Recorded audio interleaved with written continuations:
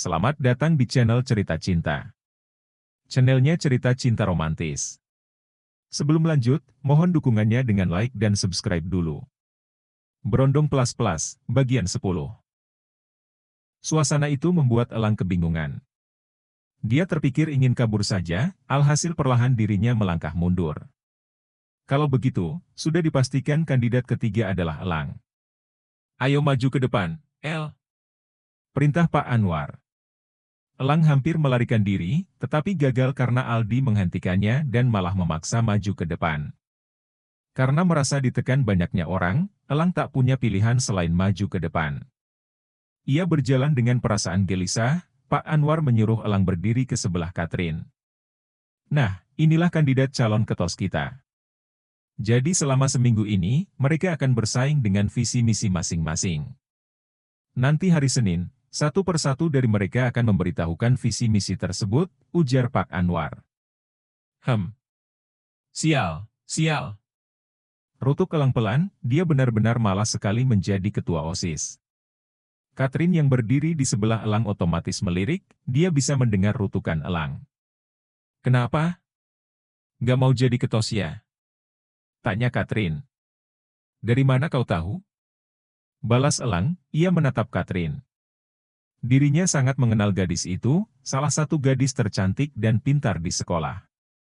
Namun, hanya satu kekurangan Katrin, yaitu miskin. Elang sendiri cukup mengagumi Katrin. Bukan saja karena kepintaran dan kecantikannya, tetapi karena bodinya. Di usia yang muda, Katrin sudah memiliki si kembar besar dan pansok. Jujur saja, di kalangan murid lelaki, Katrin disukai karena itu. Tadi kau berkata sial 2 kali. Tapi bagus deh kalau kau nggak berminat. Orang sepertimu memang tak pantas jadi ketos, ucap Katrin ketus. Apa maksudmu? Kenapa kau berkata begitu? Elang menuntut jawaban.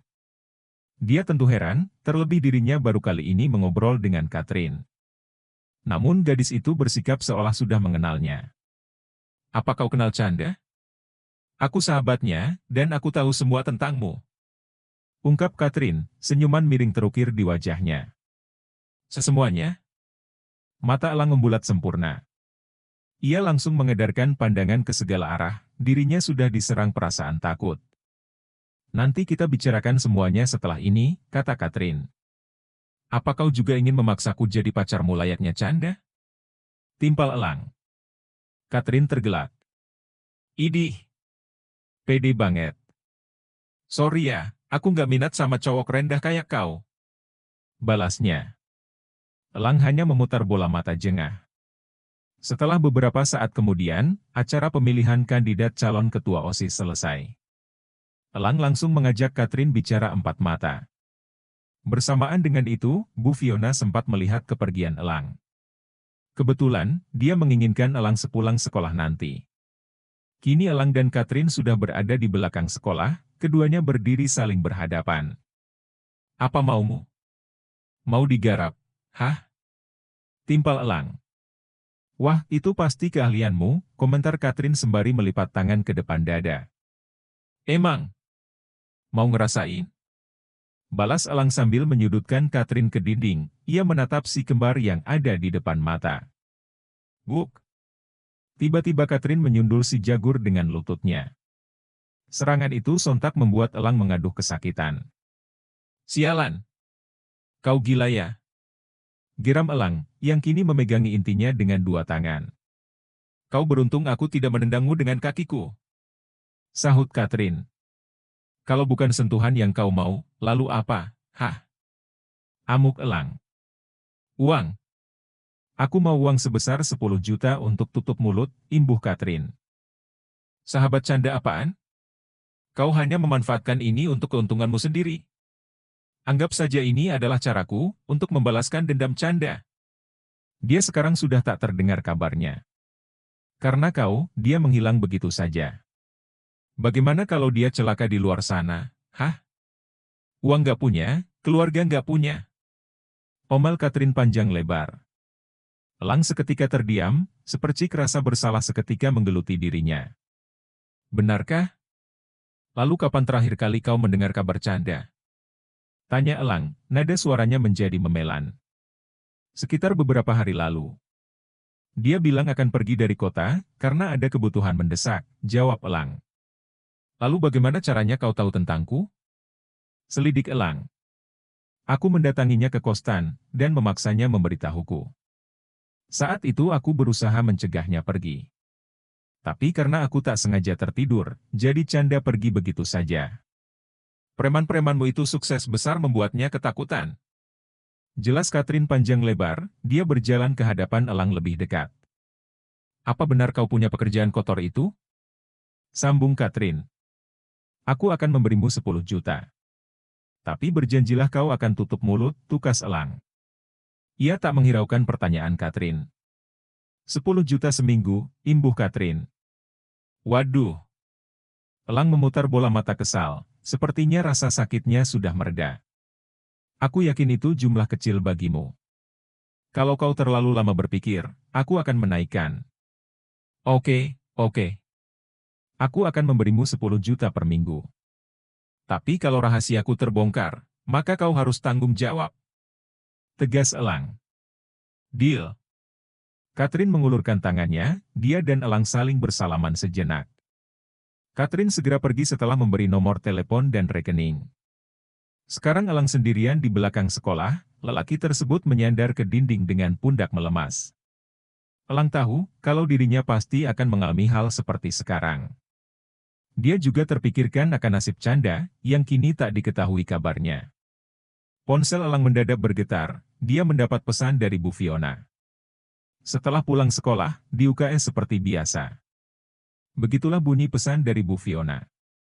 Lidah Elang berdecak kesal saat membaca pesan tersebut, ia memutuskan menolak Bu Fiona hari itu. Maaf, Bu. Tapi hari ini aku ada pekerjaan penting, tulis Elang. Temui aku sekarang di laboratorium bahasa, balas Bu Fiona. Pupil mata Elang membesar. Dia takut, Bu Fiona nekat mengajaknya makan nikmat di jam sekolah. Elang terpaksa pergi ke laboratorium bahasa untuk menemui Bu Fiona. Sesampainya di sana, dia tidak melihat gurunya tersebut. Sepertinya dia terlambat, gumam Elang. Ia mengirim pesan pada Bu Fiona untuk memberitahukan keberadaannya. Tak lama menunggu, Bu Fiona akhirnya datang. Dia terlihat mengenakan pakaian ketat seperti biasa. Menonjolkan lekuk tubuhnya yang indah bak gitar Spanyol. Ibu mau apa? Aku nggak mau ya kalau diajak melakukannya sekarang. Kan bahaya kalau kita ketahuan, kata Elang. Kau tenang saja, kali ini aku tak akan mengajakmu melakukannya di sekolah. Aku hanya ingin memberitahumu, kalau aku akan segera berhenti bermain denganmu, ungkap Bu Fiona. Benarkah? Elang membulatkan mata, di hatinya sendiri dia merasa senang. Dengan begitu, bebannya akan berkurang. Iya, ada lelaki baik yang mau menikahi ibu. Jadi saat menikahinya, ibu ingin fokus dengannya saja, jelas Bu Fiona. Itu kabar baik, Bu. Aku turut senang. Tapi nilaiku akan tetap bagus kan? Tanggap Elang. Kau tenang saja, kau tidak usah khawatirkan itu. Oh iya, kau pacaran sama Katrin ya? Tanya Bu Fiona. Hah? Enggak, kok? Kenapa ibu berpikir begitu? Tadi ibu lihat kalian pergi ke belakang sekolah berduaan. Bukan begitu, Bu. Kami cuma mau membicarakan sesuatu aja. Itu semua tak seperti yang ibu pikirkan, Elang berusaha memperjelas. Alah, mau pacaran atau enggak, ibu akan mendoakan yang terbaik untukmu. Ngomong-ngomong, dengar nasihatku, El. Kau sebaiknya tinggalkan pekerjaanmu itu secepat mungkin, tinggalkan sebelum semuanya memburuk. Pekerjaanmu itu tidak hanya memiliki resiko menimbulkan penyakit, tapi juga mungkin masalah tak terduga lainnya. Kau itu masih muda, ganteng, cerdas, dan disukai banyak orang. Kau akan kehilangan semua itu, kalau ketahuan mempunyai pekerjaan tidak baikmu. Bu Fiona memberikan nasihat panjang lebar. Aku tahu, Bu. Tapi untuk sekarang, aku masih belum berniat berhenti. Uang yang kukumpulkan belum mencapai target yang aku inginkan, sahut Elang. Bu Fiona memegangi pundak Elang, ya sudah. Kalau begitu, hati-hati ya, ucapnya. Makasih, Bu, balas Elang seraya tersenyum tipis. Bersamaan dengan itu, bel pertanda masuk kelas berbunyi, Bu Fiona dan Elang lantas berpisah. Elang melangkah dengan perasaan lega. Setidaknya dia tidak akan melakukan hal gila lagi di sekolah. Selain itu, dirinya juga memikirkan perkataan Bu Fiona tadi. Elang sendiri tak menampik kalau perkataan Bu Fiona salah. Dia tahu segala resiko yang didapatnya jika menjadi berondong pelas-pelas. Tetapi dirinya memilih mengambil jalan itu demi mewujudkan mimpinya. Elang sendiri selalu bermimpi mempunyai bisnis besar, dia juga ingin membuka kafe miliknya sendiri. Untuk mencapai keinginan tersebut, dirinya tahu uang yang dikumpulkan tak sedikit. Saat jam pulang tiba, Elang segera beranjak dari sekolah dengan motornya. Ia langsung pergi ke apartemennya. Pemuda tersebut ingin bersiap dengan kencannya dan darah nanti malam. Tetapi saat masuk apartemen, Elang melihat pintu unit apartemennya dibobol. Ia sontak kaget dan segera memeriksa ke dalam. Betapa terkejutnya Elang, tatkala menyaksikan sosok Angela sudah ada di sana. Perempuan itu duduk di sofa dengan hanya mengenakan kacamata dan segitiga berkaret. Sial! Apa yang kau lakukan di sini? Bagaimana kau tahu tempat tinggalku? Timpal Elang tak percaya. Mencari tempat tinggalmu adalah yang termudah bagiku. Ayo. Aku sedang menginginkannya sekarang, sahut Angela. Elang hanya berdiri mematung di tempat. Seketika, dia teringat nasihat Bu Fiona tadi pagi. Elang merasa, sepertinya jika dia berhenti sekarang sudah terlambat. Dirinya sudah benar-benar terjebak dalam masalah besar. Terlebih, wanita di hadapannya sekarang bukanlah penjahat kaleng-kaleng. Ayo cepatlah. Aku tak punya waktu, desak Angela. Tidak. Kau sebaiknya pergi, aku sekarang tak punya waktu untuk melayanimu. Balas Elang ketus. Kalau begitu, aku akan menghabisimu. Angela mengambil pistol dari dalam tasnya, lalu diarahkannya pistol pada Elang. Elang tampak tenang. Bunuh saja aku. Lagi pula, orang sepertiku tak ada gunanya di dunia ini. Aku bahkan tak memiliki keluarga, punya pekerjaan kotor begini lagi. Mungkin mati adalah pilihan yang bagus bagiku, kata Elang. Rasa takutnya sepertinya sudah kalah dengan kekesalan. Di sekolah, Elang sudah dibuat kesal dengan ulah Catherine, sekarang Angela mendadak muncul untuk memaksanya bercinta. Angela menurunkan pistolnya, kau sama sekali tidak menyenangkan. Sepertinya kau sedang mendapat masalah berat, tukasnya sembari mendengus kasar. Ya, begitulah. Kau bisa datang lain kali, tanggap Elang. Dia masuk ke kamar, melempar tasnya, lalu telentang ke ranjang. Oke, aku akan membiarkanmu kali ini. Maaf sudah merusak pintumu, nanti aku kirim uang ganti rugi. Angela berdiri dan mengenakan pakaian, dia mencoba memahami Elang. Dalam sekejap, perempuan itu pergi meninggalkan apartemen. Kini Elang sendirian. Masalah yang terjadi hari ini membuatnya kelelahan, dia memilih rehat sejenak. Waktu perlahan berlalu, matahari telah tenggelam di barat. Malam telah tiba, Elang masih terkapar di atas ranjang. Lelaki tersebut tidak kunjung beranjak dari pulau kapuknya sejak siang tadi. Ponsel mendadak berdering. Elang akhirnya terbangun, dia baru teringat akan janjinya dengan Dara. Ponsel segera diambil oleh Elang, kala itu dia merasa tidak enak badannya. Elang merasa tubuhnya terasa lesu, selain itu dirinya juga agak pusing. Rah! Lirih Elang, yang sudah mengangkat panggilan telepon. El, kita jadikan pergi malam ini? Tanya Dara dari seberang telepon. Jadi, Rah. Aku akan segera bersiap, sahut Elang. Kau baik-baik saja kan? Kenapa suaramu lesu begitu? Elang langsung membuka matanya lebih lebar, ia memaksakan diri untuk duduk dengan tegak. Aku baik-baik saja, di mana aku harus menjemputmu? Di depan komplek King Ayah, kata Dara. Baiklah, aku akan segera ke sana. Telepon dimatikan oleh Elang, dia bergegas untuk pergi menjemput Dara. Elang berjalan sempoyongan ke kamar mandi, karena sepertinya keadaan tubuhnya sedang tidak sehat. Akan tetapi lelaki itu terus memaksakan diri untuk pergi. Setelah selesai mandi dan berpakaian, Elang pergi dengan motornya. Dia ingin mendatangi Dara secepat mungkin, tak peduli dengan kondisi tubuhnya sekarang.